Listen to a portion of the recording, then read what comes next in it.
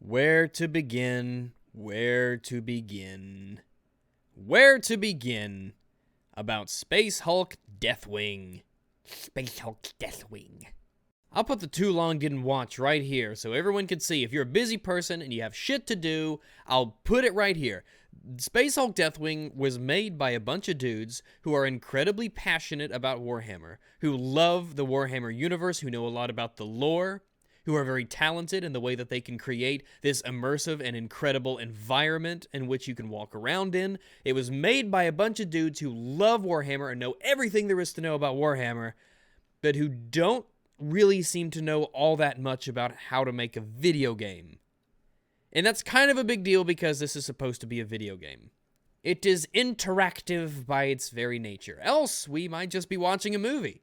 This doesn't sound or even really look, as you watch the gameplay in the back, the lovely gameplay in the back, it doesn't seem as if it would be boring. But, you know, after the hours slip on by, you get to hour 2, 3, it really wears on you. You really get that feeling of, gosh, I feel like I've kind of been doing this for a long time now. I wish there would be something to really shake things up. And that thing doesn't really come. Giggity. It really leaves you wanting more. It sets up this game that I think could be incredibly good. Not mediocre, not okay, not acceptable. I'm talking excellent, fantastic, stupendous, stellar. It sets the foundation for a great title. But it falls short in almost every regard that relates to gameplay. Sad panda. Let's go ahead and look at the things that this game does well, because there are things that this game does quite well. This looks and feels and breathes Warhammer. Everything about it exudes the lore that is the universe. It is incredibly interesting. It is very immersive. Everything from the way that the ships are designed, to the interiors, to the architecture, to the enemies, to the weapons, to the character models. Everything looks like it's pulled straight out of any Warhammer 40,000 fanboy's inner fantasies. Not only are the graphics legit pretty darn good, it is admirable and legitimately praiseworthy how well they get this game to just feel like a Warhammer game. This is the kind of game that somebody plays when they've read the wikis and they've read the books and they've played the tabletop and they want to be immersed in that kind of environment. This game nails it. They did a fantastic job in that regard. Fantastic job. It kind of reminds me of Fallout 4 in this way, where it looks very immersive, it looks fantastic, it's very stylized, the art direction and the design team nailed it, and they hit this one out of the park. Hooray for you, the Emperor is very pleased. I mean, I like to move on, but I can't help but just fawn all over how excellent everything looks. Everything. You see that book there? It's got the seals on it and the words. They've got purity seals on the walls. They've got messages. They've got all this in-game lore that's just so good. I mean, man, this is one of the most immersive games you can play. If you don't know about the lore, though, this is when we start getting into a little bit of an issue, but I'll address that in a little bit. What else does this game do fantastically? Well, not only does it look and feel like a Warhammer game, the weapons give immensely good feedback. Now, the weapons are, I'm torn on the weapons. A lot of them are kind of not really, they don't really have a point, but all of them feel like they've got some oomph to them. They feel like they've got power. They feel like they could do a lot of damage. They feel like a Warhammer weapon. The bolters and the miniguns and the plasma cannons and the machine, it all feels and sounds pretty darn good. Melee is quite lacking, though, but normally you will never use melee. I mean, 99% of my kills would have definitely been with the gun in my right hand. The minigun, for instance, is inaccurate and loud and borderline obnoxious, but in a good way. When you shoot, there's flashes and everything lights up and things get torn up in front of you. The feedback you get from these weapons, again, is incredible. When hordes are running at you and you're spooling up your minigun and it's going I mean, you really feel like you are powerful and you're strong and you're just mowing down these unholy xenos. The sound of a big old plasma cannon bolt, bloop, that wasn't a very good plasma sound. They sound a lot better than that in the game.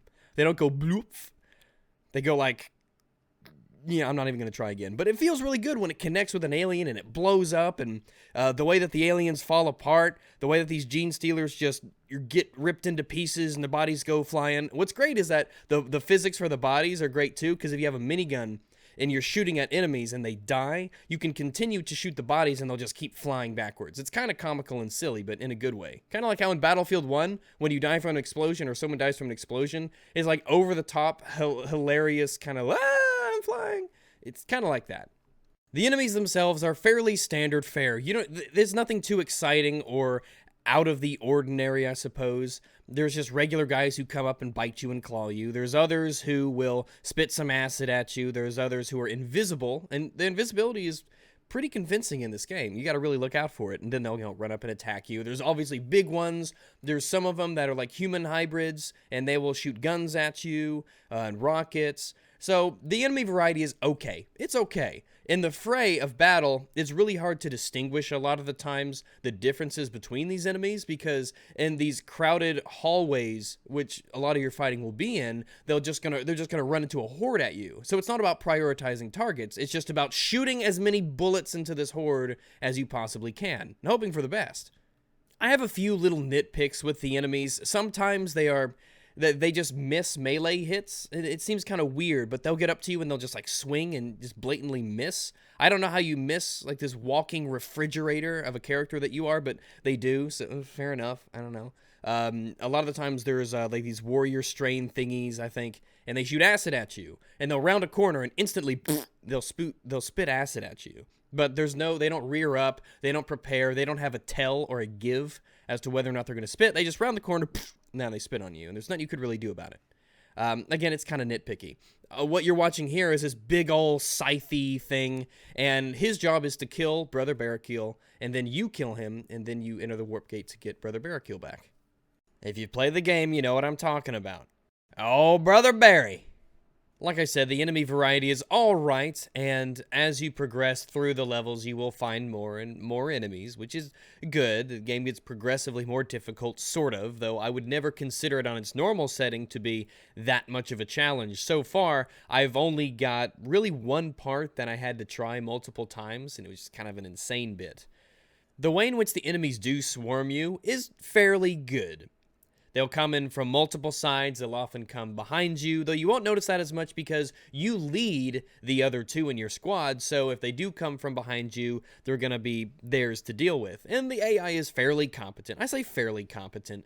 Luckily, they don't block your way. You can walk through them, and I will gladly take the ability to walk through my squad mates when they're 10 feet wide and the hallways are 11 feet wide, instead of suffering this slight momentary lapse of immersion. It's far better to have game design be more important in that regard.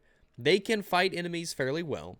They don't die too much. Like I said, they're fairly competent. You'll never be frustrated and angry because your stupid computer companions don't know their ass from their elbow. That said, I'm pretty sure that in the lore, Terminator squads have 5 people, not 3. Anyway, going to the squads, though, I think they missed a big opportunity. Well, no, I'll get into the negatives later. The game has single player and multiplayer. There's really no reason to play multiplayer at all. I'm serious. There's really no reason to play multiplayer, because in single player, you get access to pretty much everything, every piece of weapon, every psychic ability. You can explore the levels at your leisure, which I found myself doing actually more than I thought I would. Just wandering around the halls, checking out this place and that place, looking for little collectible relics. Another missed opportunity I'll get into later.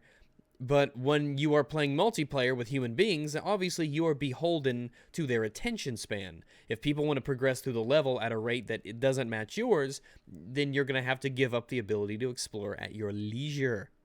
Playing this game late at night, trudging through the hallways in my massive space armor, eradicating aliens as they pop up, there's a lot of moments of silence where you get to just enjoy the fantastic scenery and the nifty architecture and all the detail and lore-filled stuff they have in this game. Now, how much you'll enjoy that if you don't have any interest in the Warhammer series, well, there'll probably be decidedly less enjoyment to be had. And we've come to the part where I'm sort of running out of things to say that I really like about the game. It looks really good, the weapons feel kind of nifty, and it is fun to sort of tear into these hordes that come at you for the first couple hours. But then we start to get into the gameplay issues and odd design decisions that make me wonder, have they ever made a video game before, or do they think that this is just sort of a like an interactive gallery for them to show off how cool and knowledgeable their art team is regarding the Warhammer lore? So let's get on to the bitchin', because I've got a lot of bitchin' about this game. Now, luckily, it is at a normal price of $40. However, for the Christmas season and until January the 2nd, it's $34. So it's not a full $60 release price. If it was, I would say, hell no, this game is not recommended. But at $40, it definitely helps to sweeten the deal, which I think this game needs immensely. This game needs every reason, and then some, to get you to buy it in its current state. I've heard a lot of performance problems people are having. I haven't had them personally, so I couldn't speak to them as much. However, even on SLI 980 Ti's, the Zotac Amp Extremes, the big beefy ones, I was still getting definitely sub 30 FPS when shit hit the fan and the xenos were crawling all over my squad and we were just, shoot the living things. It was kind of, yeah. Of course, it didn't matter what your frame rate was at that point. You couldn't miss hitting a target, but still, it was definitely not pleasant. You would have to check other reviews if you want performance analyses, because I can't give you those. As for bugs, again, one of the biggest complaints about this game is that it has some pretty serious bugs. I guess got a really good copy, or the stars lined up, or I praised the machine spirit well enough, and I don't have the bugs some of the other people are talking about. There are some, aesthetic stuff, clipping issues, little things, but I haven't had any crashes or fatal errors. I haven't had any game-breaking bugs. For the most part, it's just basic, I can deal with this sort of stuff. But I would look at more reviews if you're looking for more in-depth stuff regarding bug possibilities. All right, let me start off with one of my first complaints, the one that instantly comes to mind. I've brought it up a moment ago. This game is better in single player than it is cooperative, and not a lot of games can say that. Most games are fun with other people. This game is not one of them. There is no point in playing this game multiplayer. The multiplayer maps, as far as I can see, are just doing the single player maps, except now you don't get the ability to choose all of the weapons, or between all the weapons. You don't have the ability to go through the map at your pace. You're always following people. You might as well just play this game single player. In fact, I would consider this game a single player game with multiplayer just tacked on, almost as if it was an afterthought. You would think a game like Space Hulk Deathwing, where you and a squad of other people are trudging through these ancient spaceships, killing aliens together, you think that there would be a strong element of teamwork and coordination, and that there would be really big investments that this game developer makes in getting this game to be a cooperative game first and a single player game separately. The opposite is true. When I play single player, I get the notion of this is a game I'm playing to enjoy, to look at stuff, to see things, to be immersed in the universe. Don't bug me, don't bother me, just go away and let me have my fun little game. The progression system for skills that you get in the single player, though, are incredibly simple and lackluster. There are 3 tiers that you can go, oh, look, you can give your teammates 10% armor, and then a level later, oh, they get to use this gun that you don't care about giving them, or now you get 10% armor. Just really boring stuff for the most part. Just this linear progression of you got these relics, or you performed well, so you get to put these little points into this weird RPG progression. It might as well not exist. I'm just telling you right now, it might as well not exist. Do not think of this game as a role-playing game or an RPG, or role-playing game, I suppose. But an RPG in the traditional sense, the colloquial sense at which we use the word, do not call this an RPG. It's not. It's a first-person shooter that's got Warhammer paint. Also, this is one of those really cool places in the game. You come up on these ships are so massive, they're all stuck together, and the rooms are so big, and everything's so stylized, that the game looks really cool when you get into areas like this where it really opens up, and it's like this weird cathedral-looking thing, and they got turrets on the wall. It's really, really nifty. A huge opportunity was missed here. I don't think anybody who watched the trailers or listened to the devs talking over gameplay before this title was released would think that when they say a class-based system, that we would get this. Classes feel almost identical to one another. They fulfill almost all the same roles. They're just not different and varied enough. When I was listening to the trailers, I thought you would be able to create this class and they'd be different and they'd have different roles and you could customize them as you leveled up and you gave yourself more equipment and you customized your pieces of armor and maybe they did certain things, or you could put talents on your psychic powers and maybe you could make your guns better at the expense of armor, or you can make yourself a low damage tank or a glass cannon kind of character. You don't have that here. And in a game where you play as a space marine, you've got your big hulking armor, and it would be really easy to differentiate people based on that armor. They could be different colors, different shapes, different designs. Armor could be based on merit. Like, do this amazing thing, get this armor. Beat the game on this difficulty, get this helmet. Do this cool thing for your squad, or support your squad this way, or block this many attacks with your shield in X seconds, get this magic pauldron, or this space trousers made of adamantium or something. I don't know. An actual progression system with rewards so that you could make your space marine stand out from the rest. But you don't do this in this game. Every level that you play, your rank resets. You keep earning the same upgrades over and over as you progress through these levels, provided you're playing multiplayer. Again, that makes playing multiplayer pointless. You might as well just play single player, where you have access to basically everything. Your squad in single player, though, while they are competent, there were also even more missed opportunities here. This game is about being an opportunity and having the developers miss you. For instance, Brother Nahum, I believe he's the healer, right? He's the healer. The thing is, though, here's how healing works. You tell him to heal someone, he walks over to them at the same speed that they move, by the way, which can be frustrating if someone is moving and you want him to heal that moving person and they just kind of walk in tandem together. It's very silly. It's not very Space Marine-y. But he's the healer, and if you tell him to heal someone, their health is instantly revitalized. You can do this 8 times until you have to use a Psygate in order to replenish his amount of healing, or his healing charges, that is. It's something like Narcenium or something. Narcelium. Here's the big kicker, though.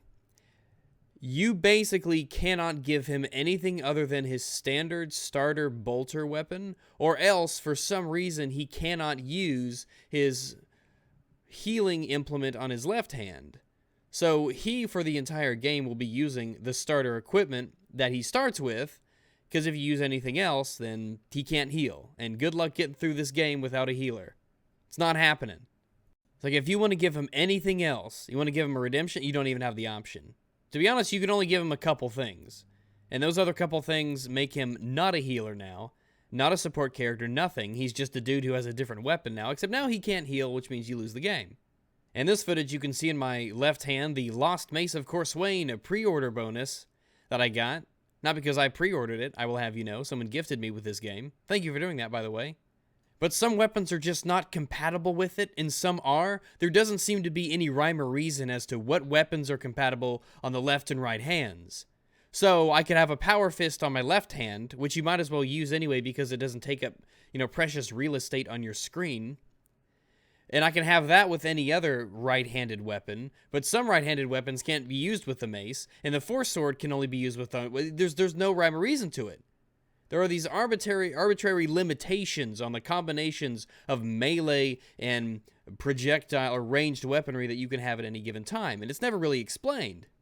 You still have a lot of options at your disposal, provided you don't care about melee, and if you're like me, you won't, because melee's pointless, and it's dull and uninspired, and you might as well shoot them with the actual interesting guns that you have.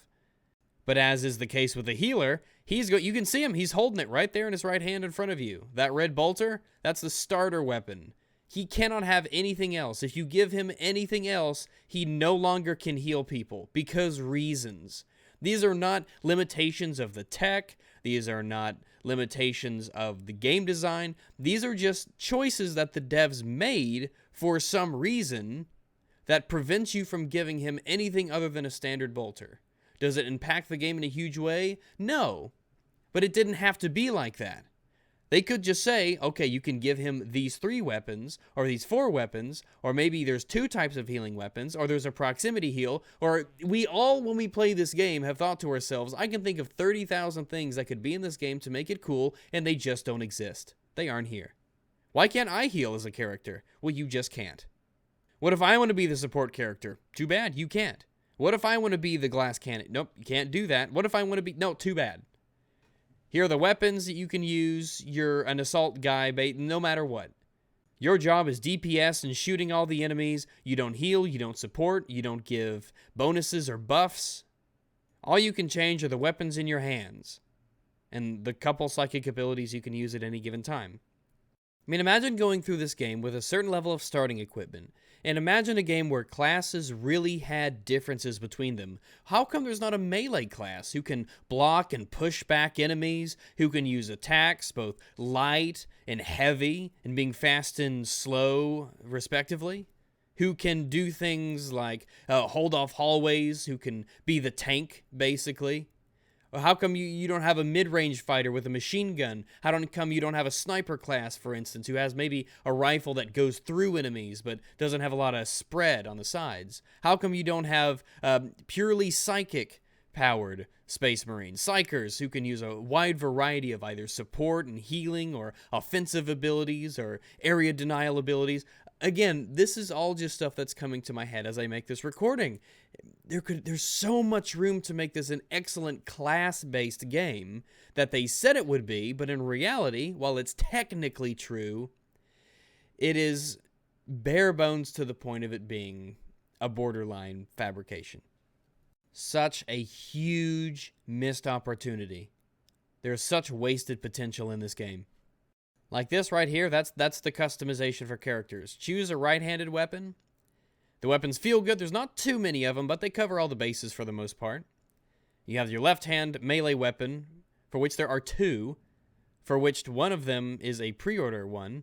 So if you didn't pre-order this game, I hope you fucking love the Power Fist, because you will be fisting for about 7 hours. I started the game by praising off its level design and the way everything looked and how immersive it was. But in a way, it's kind of a double-edged sword. The lore is not explained to you in really any way at all in Space Hulk Deathwing. Now, if you're like me and you have a moderate knowledge of the Warhammer lore, if you kind of go to the wiki and read on this and that a little bit, and you kind of understand the basic concept and some of the coolio details, then you'll get a lot of stuff in this game. But if you go into this game and you don't know about the Warhammer universe, about how things work, about why we're at war, who we are, I mean, as to my knowledge, maybe I'm wrong, but I don't even think the game tells you what a Space Hulk is. I don't even think the game tells you what the Deathwings are, or what a Deathwing is. They don't tell you about the gene seed and why it's important to get it. If you don't know what it is, if you don't understand the significance of it, you're saying, well, why should we give fuck all about it? They don't tell you, what are these enemies, these gene stealers? Why do they call them the xenos? Dark Angels? Why do we care about the Dark Angels? Who's this Emperor guy that we seem to love so much? There doesn't seem to be any codex in this game that explains stuff.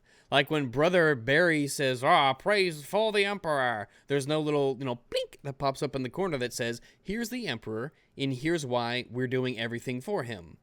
For instance, early on in the game, you come across a piece of machinery that's sitting there, and it has signs on it for the workers who tend to the machine, and the sign says, remember to bless before using.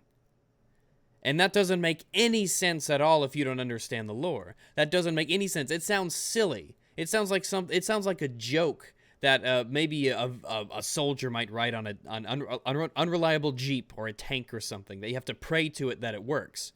But in the Warhammer universe, you have these pantheistic machine spirits who are believed to inhabit all the machinery that they have and that have to be appeased and blessed and prayed to before a piece of technology is used or repaired, or else the machine will not work.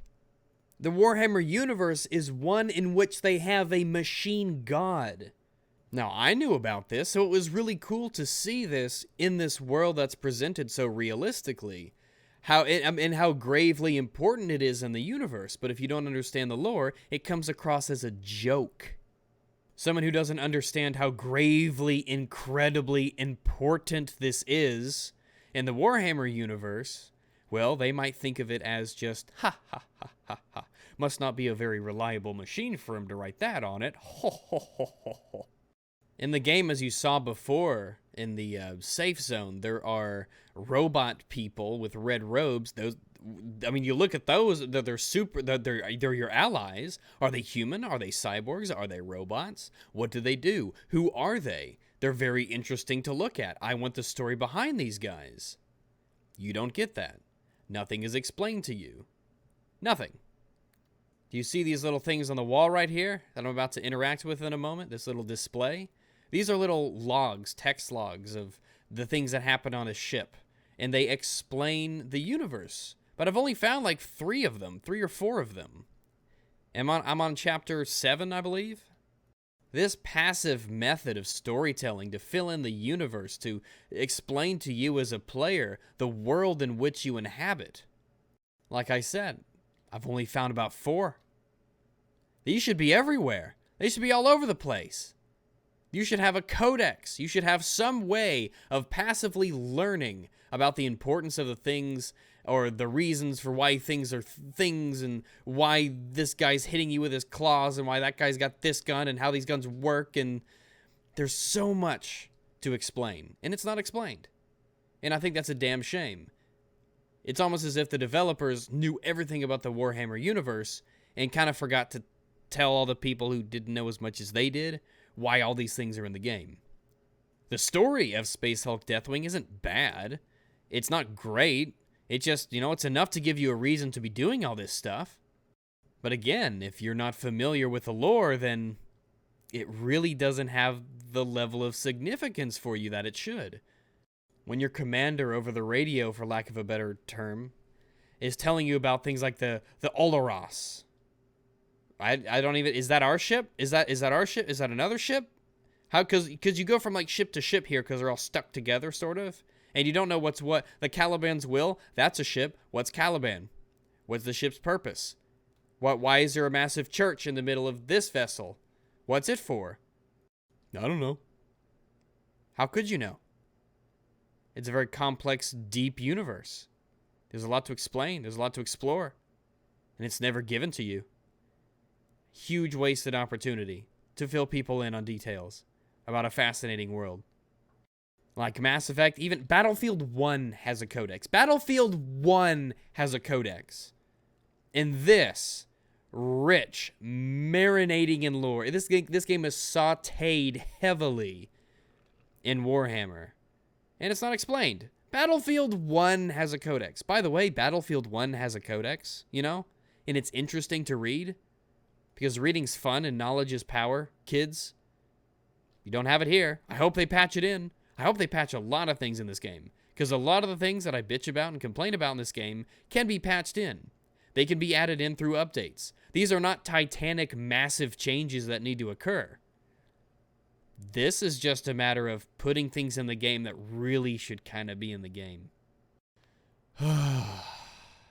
Such a sad, sad person. Because I look at this game and I see such incredible potential for what could have been an amazing cooperative game. But it's better single player. That's what's so crazy. It's just so crazy that this is a better single player game than it is multiplayer. You think playing a game like this, a class-based horde defense mobile space Hulk fucking Warhammer game with friends, you think doing that with friends would be better? But it's not. You want a cooperative horde-based game? Buy Killing Floor 2. Buy Killing Floor 1. Buy Vermintide. That's a great Warhammer cooperative game. Buy Vermintide. That just got a big-ass update. Maybe you know what's coming, but buy Left 4 Dead 2. Oh, yeah, that game's like 17 years old now. Still a great game. Better than this one, currently. Such a shame. Here's what they need to do to make Deathwing from an okay game, an okay but disappointing game to me, but an okay game. This is what they need to do to bring it to greatness. You need to add a decent and good loot system. Give me a reason to keep playing this game. Allow me to unlock special weapons, special skins maybe, special armor that gives me certain abilities, even if they're passive. Give me the ability to rank up my character and put points into talents. Allow me to have more health or more armor. Maybe move a little quicker when I'm blocking. Maybe attack a little bit faster. Maybe give my energy weapons a better damage or more range or extended magazine capacities. Give me things to work towards that will give me more gameplay options. Because this game doesn't have any of those really. Make classes have a point, alright? There's no real difference between Nahum and Barakil as my two squad mates, and there should be 4 because Deathwing squads are in 5. But give them a reason to be different from one another, because one heals you and one shoots things. That's it. No, even the one who heals you shoots things too. One just heals you and one doesn't. The difference between your squad mates is that that's some cool shit. You're looking at cool shit in this game. The artist nailed it. Knocked it out of the park. The one of your squad mates heals you, one doesn't. That's the difference. They also have different names. End of list of differences. Make one class a glass cannon. Make one a sniper, for instance, that can shoot through enemies. Make one like a tank, a frontlines tank who can have a shield and a cool melee weapon. Make one a mid-range guy or an all-around sort of guy. Make one a psyker specialist who uses nothing but psychic abilities. Make one the support guy who can repair armor or have there be armor degradation. All right? If you keep hitting the arm or something, maybe your attacks are less effective until you get your armor repaired by a support character. Give us a healer. Give us someone who can put barriers around enemies. Who just do something. Make the classes feel different and give an actual reason to work as a team. Because as it stands right now, you kind of get this feeling of Call of Duty teamwork, where there isn't really any teamwork. You know, it's just making sure that everyone's looking in the right directions at any given time. Because that's what the teamwork is in this game. It's like you 3 guys face forward, and I'll just look behind me, and then we'll win the game. That's what the teamwork is in this, okay? That's what teamwork is in this. Of course, it doesn't matter because you're not going to be playing this co-op with your friends, because if you're going to play a game with your friends, it'll be a fun game, a good game. It won't be this game. Put Space Hulk Deathwing on your watch list. Follow it on Steam or whatever. Just don't forget about this game. Don't forget about this game, because this game could be amazing with the right number of patches. This game has a solid foundation, and it can be built upon, and it should be built upon, because it could be cool as shit if they patch it well. It's supposed to get a console release next year. Hopefully that will encourage the devs to keep supporting this game, to keep patching it, to make Space Marines great again. Those are my thoughts on it. I've rambled long enough about this game. It's not bad. It really isn't bad. It's just kind of disappointing. It's really disappointing, actually. If you are a huge fan of the Warhammer universe and you know about the lore, it might be worth picking up this game. It really would be. If you don't know anything about the lore, then you won't get the kind of enjoyment that I did or that a nerdy guy who knows about the lore will. Because it's obvious that this game was designed for people who already have an intimate knowledge or love of Warhammer 40,000. Because they sure as shit don't do a job explaining things to people who don't know everything. This game should go down in history, though, as the pinnacle of missed opportunities to make an excellent game. A type of game people are craving. As it stands, though, maybe hold off. Come back to the game in a little bit. Watch for patches, see what they do. If they do the things I tell them to do, the game will be successful. Let's be frank. I know what gamers want. I'm one of them. This game has so much potential. And I hope they don't squander it.